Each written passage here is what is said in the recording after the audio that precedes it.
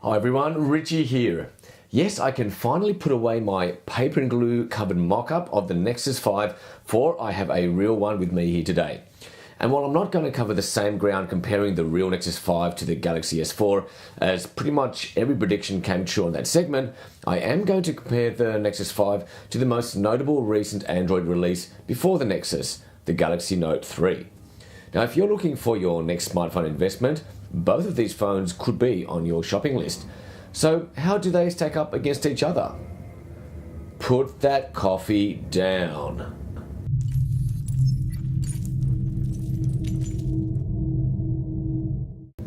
Now let's start with the look and feel of both models. The glass-covered front of the Nexus 5 means maximum real estate dedicated to the screen. There's barely enough bezel on the sides to be visible. This has been made for complete display domination. The glossy wraparound gives way to a matte plastic back, which feels just like the Nexus 7. Now this black version looks pretty prone to fingerprints, but I'll take a stab that the white-backed version wouldn't have those same issues.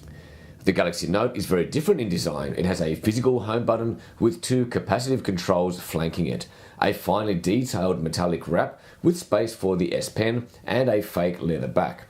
Now for such a large screen, the Note 3 still feels fairly comfortable in my hand. Not that I have big hands either. And you know what they say about the size of hands? No, that's not right.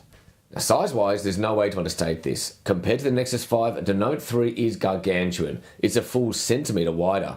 With that size difference comes a big weight increase too, from 130 to 168 grams, and you can definitely feel it. And the pocket test?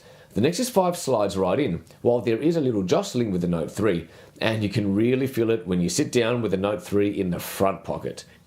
Now, even though they both have the same 1920 by 1080 pixel resolution, the difference in screen size means the Nexus 5 has a much higher pixel density, 445 to 386. Is that visible? Well, watching HD content on both looked perfectly acceptable. In fact, the eyes could relax a little more with the larger Note 3 screen. And of course, storage wars continue in the smartphone world, with the Nexus 5 offering a 16 or 32 gig capacity with no external storage, and the Note 3 with 32 gig and a microSD card slot for up to another 64 gig. Now, is this a big issue?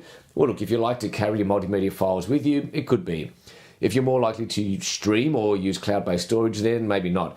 But I find you do need to be conscious of the amount of photos and videos you record if you don't have the ability to swap out a card.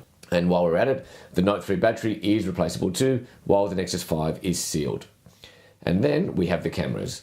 The 8 megapixel Nexus 5 camera shoots at full HD quality with optical image stabilizer.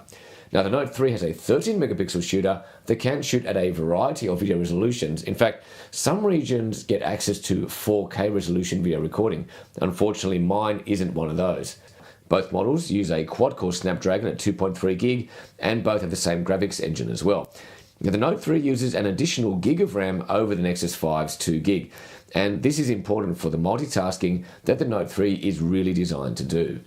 Now, I'll be covering the Android 4.4 platform, or KitKat, in more detail, and I'll also compare it to the latest version of TouchWiz. But as a snapshot, the two platforms are very different, even though they share the same base OS. Android 4.4 is much more integrated into Google services like Google Now, to the extent that Hangouts is now the default SMS messaging system, and the phone app allows you to search for nearby locations and call directly from that screen, moving you closer to Google's vision of a seamless Google service experience no matter what your activity. The TouchWiz platform is being increasingly tweaked to support the unique Galaxy features like the S Pen, AirView, multi-video, remote control, and so on. So there's definitely two very different mindsets on what an OS should be defined by: the hardware of the manufacturer or the ecosystem that shrouds the total experience. So that is the comparison of the Nexus 5 to the Galaxy Note 3.